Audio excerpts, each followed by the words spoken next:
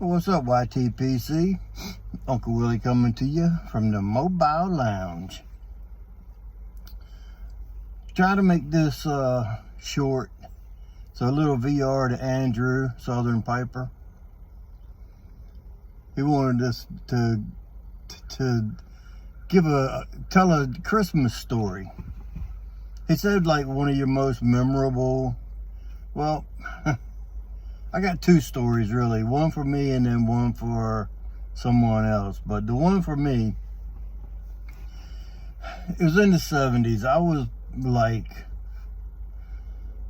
13, 14, something like that. I didn't watch basketball. I didn't play basketball. I mean, we played horse, you know. The guy on the other street over had a basketball net backboard in his backyard. We'd play horse, whatever. You couldn't really play. It was a dirt backyard, so you couldn't really dribble and all, you know, and play basketball. So we just, you know, did whatever.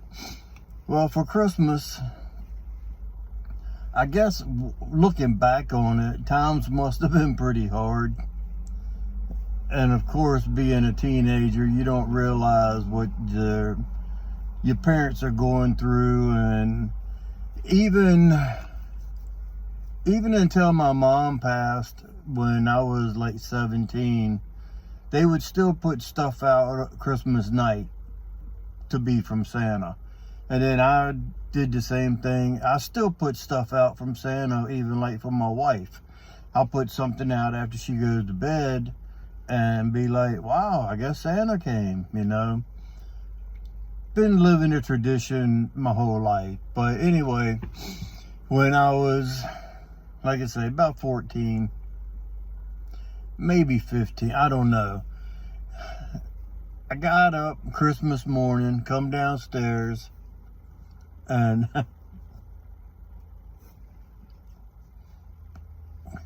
there was a short sleeve sweatshirt. In the winter, a short sleeve sweatshirt that said New York Knickerbockers. My ear needs to pop. New York Knickerbockers.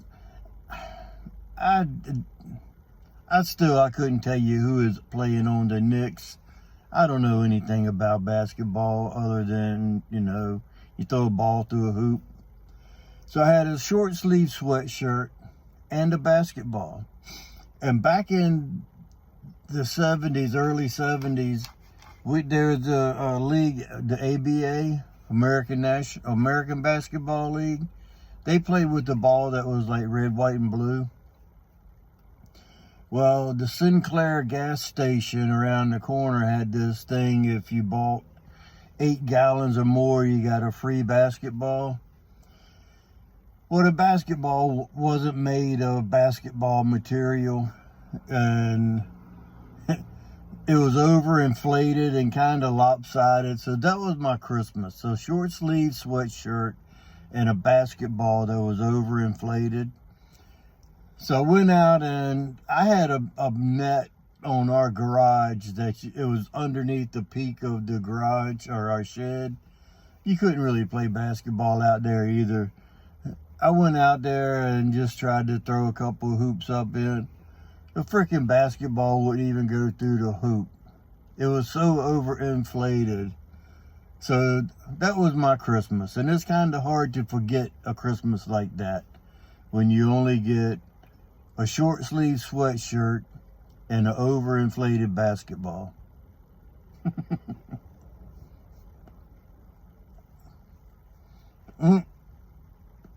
Trying to go out on me. So Penn Standard, it says blended in America, Lancaster leaf, and crafted in Nicaragua. Doesn't say who makes it. I didn't really research it. It's a budget blend, Maduro.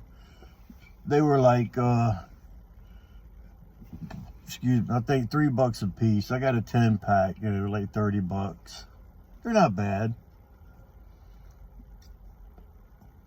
So the second story, the poor guy, this guy that went to school with my daughter They call him Big Ronnie. I forget his last name, but he had 2 younger brothers, and they were twins. He worked at 7-Eleven, and I stopped at that 7-Eleven every morning and got a cup of coffee. And he knew who I was, and he used to give me free coffee like twice a week. Nobody was in there. He would just, motion me go on with it. So my daughter told me that he had come to school, and he said that his brothers, they had a nice Christmas and whatnot. And he was like right at 18, maybe he was 18, living at home. He working, going to school, and living at home. He came to school and said all he got for Christmas was a blanket. And that's all he talked about. His twins, his brothers got this and they got that and electronics and whatever. He said, and I got a freaking blanket. That's all he talked about. So I went to the store, and at the Family Dollar store, and I bought a pillow. The following Monday when I went to work, I stopped to get coffee, and I had that pillow with me. And I took it in, and I was like, Ronnie, I hear you had a nice Christmas. And he just looked at me, rolled his eyes, and he was like, yeah, with me, he was like, yeah, a fucking blanket.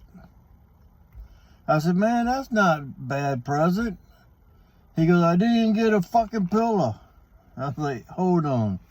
So I gave him the pillow. Ever since then, we just sort of laugh at each other whenever we would see each other.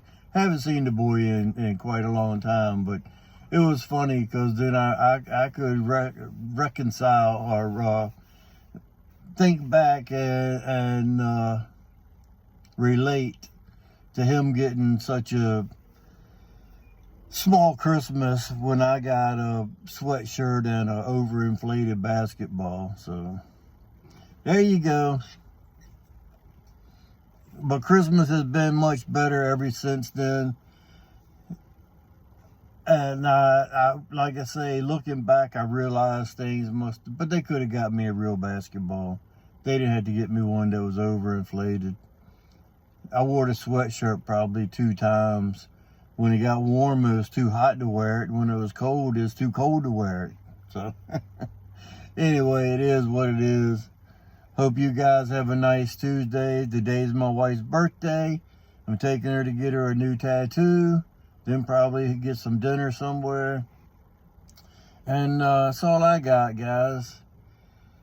I watch this other guy's channel, and his ending outro, he says, if you stay ready, you don't have to get ready.